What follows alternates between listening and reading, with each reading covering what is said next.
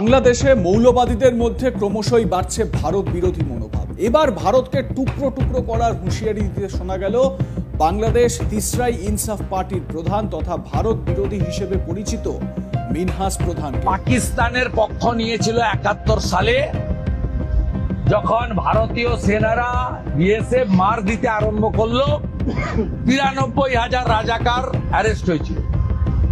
ভারত, হিন্দুস্তান উদার, শান্তিপ্রিয়, তারা ছেড়ে দিয়েছিল। এবারেও এরা ধরা পড়বে।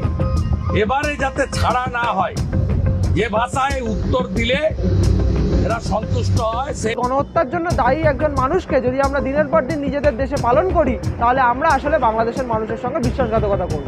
সুতরাং বাংলাদেশের মানুষের সঙ্গে ভারতের জনগণের যদি ভালো সম্পর্ক তৈরি করতে হয়, প্রথমে আমাদের কর্পোরেট মিডিয়ার বিরুদ্ধে লড়তে হবে এবং দ্বিতীয়ত হাসিনাকে এক্ষুনি দিল্লি ছাড়া করে বাংলাদেশের সার্বভৌম জনগণের হাতে বিচারের জন্য তুলে দিতে হবে।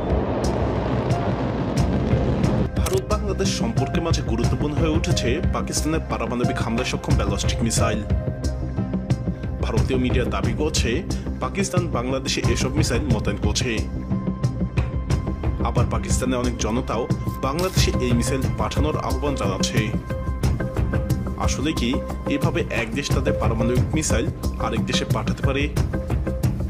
যদি সত্যি এভাবে মিসাইল মোতায়েন করা যায়, তাহলে তা ভারতের জন্য কতটা দুশ্চিন্তার হবে। বাংলাদেশের দিকে চক্ষু তুলবেন না, আঙ্গুল উঠাবেন না, জোরে কথা বলবেন না। যদি আঙ্গুল উঠাতে চান তাহলে আঙ্গুল হাতে রাখবো না। যদি চক্ষু উঠাতে চান, ওই চক্ষু শরীরের মধ্যে থাকবে না। যদি আপনি আপনার সাবানকে দারাজ করেন, বাংলাদেশের বিরুদ্ধে উঁচু কণ্ঠে কথা বলেন, তাহলে বাংলাদেশের জনগণ আপনার কণ্ঠকেও চেপে ধরবে। ইন্ডিয়াকে ভেঙ্গে টুকরো টুকরো করে ইসলামের পতাকা, মুসলমানদের পতাকা, বাংলাদেশের পতাকা উড়াবো ইনশাআল্লাহ। দর্শক, কে কে সেই আবু সাইদের মতো বুক পেতে গুলি নিতে রাজি আছেন ইন্ডিয়ার সাথে যুদ্ধের জন্য? অবশ্যই কমেন্টসে জানাবেন। বাংলাদেশে আবারও যুদ্ধ শুরু হতে যাচ্ছে সেই ইন্ডিয়ার সাথে। যতদিন শেখ হাসিনা মাফিয়া সরকার, শেখ হাসিনা ইন্ডিয়াতে থাকবে, ভারতে থাকবে, ততদিনে বাংলাদেশে যুদ্ধ ঘোষণা করবে। ঠিক ততদিনেই ভারতের সাথে বাংলাদেশের যুদ্ধ না ঘোষণা চলবেই, থামানো যাবে না। দর্শক শ্রোতা ও আমার কলিজার ভাই ও বোনেরা, শুভেন্দু অধিকারী এই কুলাঙ্গারটাকে জুতা পিটা করা হয়েছিল যে বাংলাদেশ নিয়ে নাক গলাবে না। আবারও সে বাংলাদেশ নিয়ে নাক গলাচ্ছে। এখন তাকে জুতা দিয়ে পিটানো উচিত নাকি অন্য কিছু? অবশ্যই কমেন্টসের মাধ্যমে জানাবেন। যারা ভারতবাসী আছেন, আজকের এই ভিডিওটি দেখছেন, ভারতের জনতাকে বলছি, আপনাদের সাথে আমাদের বাংলাদেশের বিরোধ নেই। বিরোধ হচ্ছে এই সে কুলাঙ্গার শুভেন্দু অধিকারী আর আপনাদের কিছু ভুয়া মিডিয়ার জন্য সমস্ত ভারতবাসী, সমস্ত ভারতের জনতারা এখন কলঙ্ক হচ্ছে। আপনারা ধরে তাকে থামান, না হলে বাংলাদেশের মানুষ তাকে ছাড়বে না। আর মোদিজি আপনাকে বলছি, এই সমস্ত কুলাঙ্গার পাতি নেতাদেরকে এখনো ক্ষমতায় কিভাবে রাখছেন আপনি? যারা আপনার বদনাম করছে, এই সমস্ত কুলাঙ্গার নেতাদের কারণে আপনাকে গদি থেকে নামাবে ভারতের জনতারা। আমাদের বাংলাদেশের লোকজন লাগবে না। দর্শক, শেখ হাসিনা যতদিন ভারতে থাকবে, ততদিনে বাংলাদেশের যুদ্ধ চলতে থাকবে। যত দ্রুত সম্ভব ভারতে যারা আছেন, শেখ হাসিনাকে বাংলাদেশে পাঠিয়ে দিন, ভারতের যুদ্ধ বন্ধ হয়ে যাবে। কেননা এই শেখ হাসিনার জন্য সাধারণ জনতা যারা আছেন, ব্যবসায়িক যারা আছেন, যারা মেডিকেল চালাচ্ছেন, সবার সমস্যা হয়ে যাবে, সবার ব্যবসা বন্ধ হয়ে যাবে, শুধু এই মাফিয়া সরকার শেখ হাসিনাকে আশ্রয় দেওয়ার কারণে। দর্শক শ্রোতা, রীতিমতো আজকের এই ভিডিওটি দেখলে আপনি অবাক হয়ে যাবেন। অত্যন্ত গুরুত্বপূর্ণ তথ্য রয়েছে আজকের এই ভিডিওতে। ঢাকা থেকে ৩ লক্ষ রিকশাওয়ালা ভারতে যাচ্ছে যুদ্ধ করার জন্য, আর সেই শুভেন্দু অধিকারী বর্ডারে এসে ল্যাংটা হয়ে খাড়া থাকবে। দর্শক, এমনই কিছু মন্তব্য করেছেন সে ভারতের কুলাঙ্গার শুভেন্দু অধিকারী। আমরা তাকে বলতে চাই, ৩ লক্ষ লাগবে না। যদি ক্ষমতা থাকে, আপনি নিজে একটু বর্ডারের কাছে আসেন। যদি আপনার ক্ষমতা থাকে, ক্যামেরার সামনে না এসে, সংবাদ মাধ্যমে না এসে, আপনি একটু বর্ডারের কাছে এসে বলেন যে আমি শুভেন্দু অধিকারী ভারতকে রক্ষা করার জন্য এসেছি, বাংলাদেশের যোদ্ধারা কোথায় আসো। দেখেন কি খেলাটা শুরু হয়, দেখেন কি খেলাটা শুরু হয়। বাসায় যাওয়ার জন্য লুঙ্গিও থাকবে না আপনার, বাসায় যাওয়ার জন্য লুঙ্গিও থাকবে না আপনার। দর্শক, ভারতের একজন এমন কিছু মন্তব্য করেছেন সে মাফিয়া সরকার শেখ হাসিনাকে নিয়ে এবং শুভেন্দু অধিকারীকে নিয়ে। সেই ভিডিওটি প্রমাণ সহকারে রয়েছে আজকের এই ভিডিওতে। ভারতে যত সমস্যা হচ্ছে একমাত্র হাসিনার জন্য, ভারতে যত সমস্যা তৈরি হচ্ছে একমাত্র হাসিনার জন্য। হাসিনাকে যত দ্রুত সম্ভব বাংলাদেশে পাঠিয়ে দিন, ভারত ঠান্ডা হয়ে যাবে, ভারতের জনগণ আস্থা ফিরে পাবে, ভারতের ব্যবসায়িকরা ব্যবসা ফিরে পাবে, ভারতের হসপিটালগুলো রোগী পাবে। তাই বলছি, ভারতের জনগণ যারা আছেন, ভারতের সাধারণ মানুষ যারা আছেন, হাসিনাকে এখনই বাংলাদেশে পাঠিয়ে দিন, আপনারা শান্তিভাবে বসবাস করুন। পাকিস্তানের পরমাণু মিসাইলকে নিয়ে এখন ভারতের সবকিছু বন্ধ হয়ে ঠান্ডা হয়ে যাচ্ছে, ওরা ভয় পাচ্ছে।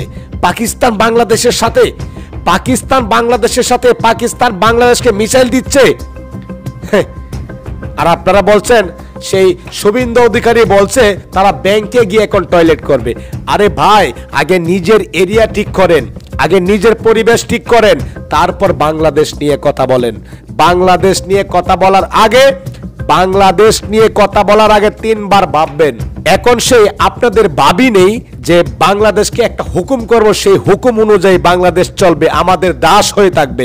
বাংলাদেশ কারো দাস হয়ে থাকতে চায় না, বাংলাদেশ এখন কারো দাস হয়ে থাকতে চায় না। যুদ্ধ করতে রাজি আছি, কিন্তু কারো দাস হতে রাজি নাই। জীবন দিতে রাজি আছি, কারো দাস হতে রাজি নাই। দর্শক শ্রোতা, বাংলাদেশ নিয়ে যদি আঙ্গুল তোলা হয়, সে হাত থাকবে না, আঙ্গুলও থাকবে না, সে হাত থাকবে না, হাতের কবজি পর্যন্ত কেটে নেওয়া হবে। এমনই কিছু মন্তব্য করেছেন চরমোনাই পীর। দর্শক, রীতিমতো আজকের এই ভিডিওটি দেখলে অবাক হয়ে যাবেন। খুবই চাঞ্চল্যকর তথ্য রয়েছে আজকের এই ভিডিওতে। দর্শক, কে কোন জেলা থেকে আজকে আমাদের এই ভিডিওটি দেখছেন অবশ্যই কমেন্টসের মাধ্যমে জানিয়ে দিন। দয়া করে আজকের এই ভিডিওটি একটু শেয়ার করে দিন।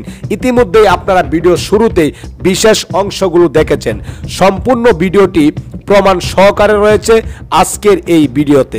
দর্শক, আজকের ভিডিওটি একটু লম্বা বড় হয়ে যাবে, কেউ স্কিপ করে যাবেন না। সম্পূর্ণ তথ্যটি জানতে পুরো ভিডিওটি দেখুন। চ্যানেলে যদি নতুন হয়ে থাকেন, প্রতিনিয়ত সবার আগে আপডেট নিউজগুলো পেতে আমাদের এই চ্যানেলটি সাবস্ক্রাইব করে রাখুন ও একটি লাইক দিয়ে দেখতে থাকুন সম্পূর্ণ ভিডিওটি। বাংলাদেশের দিকে চক্ষু তুলবেন না, আঙ্গুল উঠাবেন না, জোরে কথা বলবেন না। যদি আঙ্গুল উঠাতে চান তাহলে আঙ্গুল হাতে রাখবো না, যদি চক্ষু উঠাতে চান ওই চক্ষু শরীরের মধ্যে থাকবে না। যদি আপনি আপনার জবানকে দারাজ করেন, বাংলাদেশের বিরুদ্ধে উঁচু কণ্ঠে কথা বলেন, তাহলে বাংলাদেশের জনগণ আপনার কণ্ঠকেও চেপে ধরবে। তারা না খেয়ে থাকতে পারে, গোলামি করতে পারে না। বাঘ 1000 বছর না খেলেও ঘাস খায় না। আপনি ভেবেছেন কি যে আমরা আপনাদেরকে ভয় পাই? বাংলাদেশের মানুষ ব্রিটিশকে ভয় পায় নাই, পশ্চিম পাকিস্তানের কামান এবং ট্যাঙ্কে ভয় পায় নাই। আর বাংলাদেশের মানুষ ভারতকে ভয় পাবে? থোড়াই কি আর করে? কোনোদিন না। আমরা ভারতকে থোড়াই কি আর করি? আমরা কোনোদিন ভয় পাই নাই, পাবো না। ভারত কি চায়? পায় পাড়া দিয়ে আমাদের যুদ্ধ করতে চায়, আমাদের আক্রমণ করতে চায়। ভারত আমাদের উপরে যুদ্ধ চাপিয়ে দেওয়ার ষড়যন্ত্র করতেছে, স্পষ্ট হুমকি দিচ্ছে। বাংলাদেশ নিয়ে ভারতের বক্তব্য স্পষ্ট আন্তর্জাতিক আইনের পরিপন্থী। আজকে ভারত আমাদের হাই কমিশনের উপর আক্রমণ করেছে, ভারত আমাদের পতাকাকে অপমান করেছে, হাই কমিশনের উপরে তারা চড়াও হয়েছে, সেখানের মানুষদেরকে আহত করেছে। ভারত কি চায়? পায় পাড়া দিয়ে আমাদের যুদ্ধ করতে চায়, আমাদের আক্রমণ করতে চায়। আমরা সবাই ঐক্য, জাতীয় ঐক্য। আমাদের দেশের বিরুদ্ধে কেউ যদি ষড়যন্ত্র করে, এই দেশকে ধ্বংস করার চক্রান্ত করে, তাহলে আমরা সেখানে কেউ বিচ্ছিন্ন থাকবো না। আমরা জাতীয় ঐক্য করে সম্মিলিতভাবে সেই ষড়যন্ত্রের মোকাবেলা করবো ইনশাআল্লাহ। ভারত আমাদের কেমন বন্ধু আমরা ইতিমধ্যে দেখে ফেলেছি। আসলে ভারত তো আমাদের বন্ধু নয়, বন্ধুত্বের পরিচয় দিতে পারে নাই। আজকে মমতা ব্যানার্জি যে বক্তব্য দিয়েছেন, এটা বন্ধুত্ব কোনো বক্তব্য হতে পারে না। এটা মনে হয় আমাদের শত্রুতার বক্তব্য দিয়েছেন। আজকে লোকসভায় যে বারবার বাংলাদেশ নিয়ে আলোচনা উঠছে, এটা বন্ধুত্বের পরিচয় নয়, শত্রুতার পরিচয় দিয়েছে। আজকে ইসকন কিন্তু আমি মনে করি এটা ধর্মীয় কোনো হিন্দুদের কোনো প্রতিষ্ঠান নয়, এটা হলো সন্ত্রাসীদের প্রতিষ্ঠান। এদেশের হাজারো হিন্দুরা দেশ প্রেমিক, তারা দেশ, এই মাটি ও মানুষের কথা বলে, তারা এই দেশ নিয়ে ভাবনা করে, এই দেশের উন্নয়নের চেষ্টা করে। কিন্তু ইসকন কিন্তু এই দেশ নিয়ে চিন্তা করে না, বরং দেশকে অস্থিতিশীল করার চক্রান্ত করে। যদি ইসকনের সদস্যরা বাংলাদেশের নাগরিকই হয়, তাহলে তারা কেন দাবি জানাবে যে ভারতকে হস্তক্ষেপ করতে হবে? ভারত হস্তক্ষেপ করে এটা সমাধান করবে। কেন আমাদের দেশে কোর্ট নাই? আমাদের দেশ কি হাইকোর্ট নাই, সুপ্রিম কোর্ট নাই? তাহলে আপনি কেন আমাদের দেশে নির্ভর করছেন না? আমাদের দেশের বিচারের উপর আপনি কেন নির্ভর করছেন না? তার মানে আপনি আপনাকে এই দেশের নাগরিক মনে করেন না। বন্ধুত্বের সম্পর্ক ছিল, সেই সম্পর্ক মূলত অবনতি ঘটতে শুরু করেছে অনেক আগে থেকে।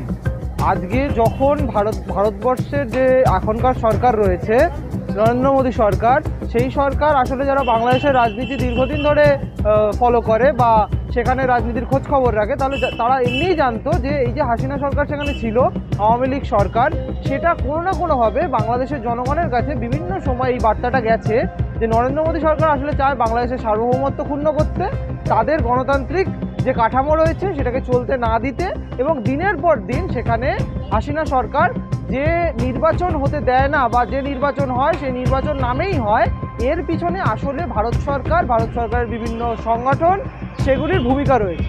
বাংলাদেশের জনগণের মনে এই ধরনের আশঙ্কা ছিল এবং কিছু কিছু ক্ষেত্রে এগুলো ফলিতভাবে সত্যি হিসাবেও তারা দেখেছে। সেই কারণে এক ধরনের ক্ষোভ হাসিনা সরকারের বিরুদ্ধে ছিল, যার সঙ্গে ভারত বিরোধিতার প্রশ্নটাও উঠে আসছিল। কিন্তু আপনি যদি খুব স্পষ্টভাবে খেয়াল করেন যে বাংলাদেশে এই ধরনের রাজনৈতিক বক্তব্য যারা রাখেন, তারা কিন্তু কখনো ভারতের জনগণের বিরুদ্ধে কোনো কথা বলেন না, তারা সবসময় ভারত রাষ্ট্রের বিরোধিতা করছেন। এবং এই জিনিসটা আমাদের একটু সংবেদনশীল নাগরিক হিসেবে বোঝা উচিত। আমি আমাদের দেশের উদাহরণ দিয়েই বলতে চাই যে আমাদের দেশে যে রাজনৈতিক কাঠামো, যে গণতান্ত্রিক ভোটের কাঠামো, সেখানে যদি আজকে কোনো পররাষ্ট্র সে যদি সেখানে হস্তক্ষেপ করে, আমারও সেই রাষ্ট্র সম্পর্কে খুব ভালো মত হবে না। সুতরাং সেই জায়গা থেকে দেখতে গেলে বাংলাদেশের ক্ষেত্রে এইরকম ঘটনাই ঘটেছে। এবং এখন যে ঘটনাটা ঘটছে অভ্যুত্থান পরবর্তী সময় অন্তর্বর্তী সরকারের ক্ষেত্রে, বিশেষত চিন্ময় কৃষ্ণ দাসের ঘটনার পর থেকে আসলে যে জিনিসটা হচ্ছে, সেই জিনিসটার জন্য মূলত দায়ী ভারতবর্ষের কর্পোরেট মিডিয়া। তারা আসলে সিলেক্টিভলি কিছু কথা বলছে। তারা বলছে না যে চিন্ময় কৃষ্ণ দাস আসলে বহুদিন ধরেই শিশু নিগ্রহের অভিযোগে অভিযুক্ত এবং ইসকন তাকে বহিষ্কার করেছে। এই কথাটা কিন্তু এখানে বারবার লুকিয়ে যাওয়া হচ্ছে। এবং আসলে যখন এই খবরগুলো দেখানো হচ্ছে, সেখানে কিন্তু ওখানে হিন্দু নিপীড়নের কোনো তথ্য বা কোনো পরিসংখ্যান দিয়ে কথা বলা হচ্ছে না। আপনারা বিভিন্ন সময়, আমি দর্শকরা যারা দেখবেন তাদেরকে রেফার করব যে আপনারা সাদাত স্বাধীনের ডিপ্লোম্যাট ওয়েবসাইটের লেখাগুলো পড়ুন, এবং সেখানে আপনারা দেখতে পাবেন যে কিভাবে বাংলাদেশের হিন্দুদের আওয়ামী লীগ বারবার ব্যবহার করেছে। বাংলাদেশের সাম্প্রদায়িক যে অশান্তির ঘটনা, সেটা নতুন কিছু নয়। আওয়ামী লীগ আমলে হিন্দুরা একেবারে ভালো ছিলেন এরকম মনে করার কোনো কারণ নেই। কিন্তু এই যে অভ্যুত্থান পরবর্তী সময় অস্থিরতাকে কাজে লাগিয়ে কিছু শক্তি চেষ্টা করছে হিন্দুদের উত্তপ্ত করার, কিন্তু সেটা সাম্প্রদায়িক সংঘাত মাত্র, এবং তার কোনো এমন পরিসংখ্যান নেই যেটা দেখিয়ে কলকাতার মিডিয়া এটাকে গণহত্যা বলে চালাচ্ছে। কাজেই আমার মনে হয় যে কর্পোরেট মিডিয়া যদি ভারত এবং বাংলাদেশের মানুষের মাঝখান দিয়ে সরে যায়, তাহলে আমরা অতি অবশ্যই আবার একটা ভালো সম্পর্কের দিকে যেতে পারি। আমি এজন্য অনুরোধ করব মানুষজনকে যে বাংলাদেশের প্রধান যিনি উপদেষ্টা মোহাম্মদ ইউনূস, তার যে প্রধানতম সহকারী মাহফুজ আলম, তার ফেসবুক পেজ ফলো করার জন্য। সেখানে কিন্তু বারবার তিনি বাংলাদেশের মানুষের হিন্দু, বৌদ্ধ, খ্রিস্টান, চাকমা, মুসলমান মানুষ সকলকে একসাথে নিয়ে ইনক্লুসিভ বাংলাদেশ রাষ্ট্র গঠনের কথা বলছেন, এবং তিনি ভারতের কাছে অনুরোধ করেছেন যে এখানে যে অভ্যুত্থান পরবর্তী অন্তর্বর্তী সরকার গঠিত হয়েছে এবং যে বিরোধী শক্তি হাসিনা বিরোধী শক্তি এই মুহূর্তে বাংলাদেশে ক্রিয়াশীল, তাদেরকে এক ধরনের স্বীকৃতি দিতে হবে ভারত সরকারকে। ভারত সরকার যদি মনেই করে যে হাসিনা ছাড়া আর কাউকে তারা আন্তর্জাতিক সমর্থন দিতে দেবে না, এবং হাসিনা কিন্তু এটা ভুলে গেলে চলবে না, হাসিনা কিন্তু এই মুহূর্তে গণহত্যায় দোষী। এটা আমি বলছি না, অন্তত ইউনাইটেড নেশন যে ধরনের গণহত্যার পরিসংখ্যান বাংলাদেশে অভ্যুত্থান পরবর্তী সময় পেশ করেছে, সেই রিপোর্ট রয়েছে পাবলিক ডোমেনে, সেটা যদি আপনারা দেখেন তাহলে দেখবেন যে ইউনাইটেড নেশনস এই কথা কিন্তু বলে দিয়েছে যে হাসিনা আসলে গণহত্যার জন্য দায়ী। সুতরাং সেই গণহত্যার জন্য দায়ী একজন মানুষকে যদি আমরা দিনের পর দিন নিজেদের দেশে পালন করি, তাহলে আমরা আসলে বাংলাদেশের মানুষের সঙ্গে বিশ্বাসঘাতকতা করব। সুতরাং বাংলাদেশের মানুষের সঙ্গে ভারতের জনগণের যদি ভালো সম্পর্ক তৈরি করতে হয়, প্রথমে আমাদের কর্পোরেট মিডিয়ার বিরুদ্ধে লড়তে হবে, এবং দ্বিতীয়ত হাসিনাকে এক্ষুনি দিল্লি ছাড়া করে বাংলাদেশের সার্বভৌম জনগণের হাতে বিচারের জন্য তুলে দিতে হবে। আওয়াজ দিলে না ওখান থেকে, আমি কালকেও বলেছি, আবারও বলছি, ভদ্র ভাষায় বলছি, প্যান্টে বাথরুম হবে।